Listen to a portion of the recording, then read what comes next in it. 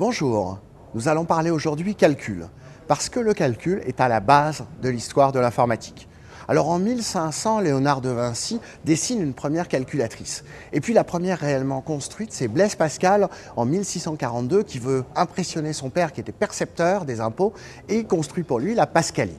Alors on va passer un petit peu quelques années et se retrouver au début du XXe siècle. Et alors au début du XXe siècle, on a toute une série de machines à calculer comme celle-là. On n'est pas encore dans l'informatique, on est dans la mécanique, les précurseurs de l'informatique. Alors cette machine à calculer, elle est amusante, d'abord parce qu'elle pèse plusieurs kilos et elle ne fait que des additions. C'est pas une machine à calculer, c'est une machine à additionner.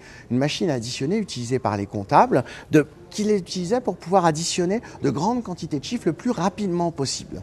Et alors c'est une machine très différente de celle qu'on connaît aujourd'hui, puisqu'on avait une rangée de 1, une rangée de 2, une rangée de 3, etc. Et on n'avait pas de touche 0.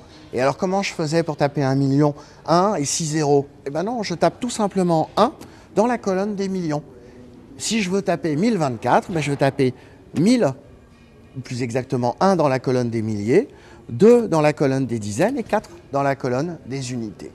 Pas besoin d'avoir une touche plus, puisque de toute façon, on ne faisait que des additions. Et alors, où est-ce qu'on avait le résultat? Il n'y avait pas d'imprimante, bien entendu, mais il y avait un tout petit compteur, ici, sur lequel on va retrouver le résultat de nos calculs.